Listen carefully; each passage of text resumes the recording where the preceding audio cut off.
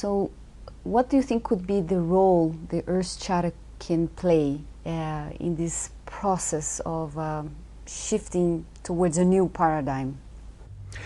Well, there's several levels at which it can, the Earth Charter can help us move forward. One is the call for a deep change. You know, this is not about adjustments at the margin. It is about a fundamental transformation of our institutions and values, and the Earth Charter states that very clearly. But it also calls us to see the interrelationship between the various problems that we face. Now, in our Western education, our whole educational framework tends to be very fragmented. Takes the pieces apart, and our progressive progressive movements tend to do that same kind of fragmentation. So one group's concerned with peace, another group's concerned with the environment, another group's concerned with economic justice, there's other groups that say, oh, we need a democracy. But we get so stuck in our particular issue, we tend not to see how the issues are in fact related, and the Earth Charter brings the elements together into a whole, which, if properly understood, you realize that these issues are inseparable. And the way I think about it is, you know, it comes back again to the dominator model.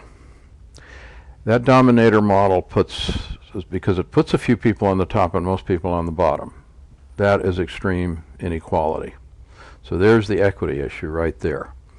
Now, once you've got that division of society, you end up with an inevitable competition for the finite resources of the planet between the power holders and between those who hold power and those who have been marginalized or excluded. So this becomes the foundations of violence, of war, that are an inherent part of that structure. That in turn is it's both a result of and a consequence of a lack of democracy, that only those at the top really have the power to decide. If those at the bottom take control, we can begin to restructure the whole system.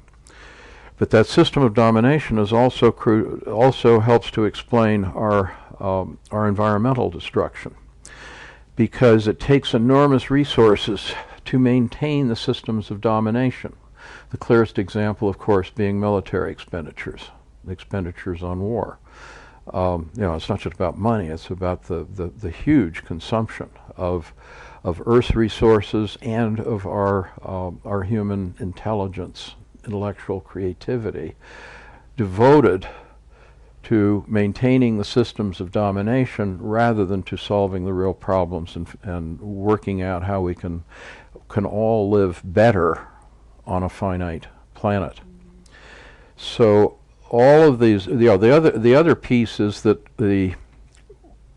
in that dominator system, we get focused very much on our individual position and our individual power. And the whole process of acquisition becomes one of, you know, I need all the resources I need to live well. So, you know, I need my car rather than focused on a public transit system. I need to develop my account for my retirement account rather than having a system essentially a social insurance system by which we all recognize our mutual obligation to one another to support those who are incapacitated and to support our children, you know, through public schools and so forth.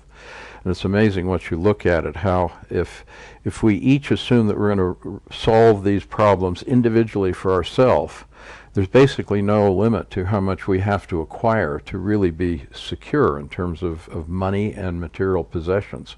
Whereas if we're living in community where we actually share as needed, the total amount of resources required to keep us all healthy and secure is a whole lot less.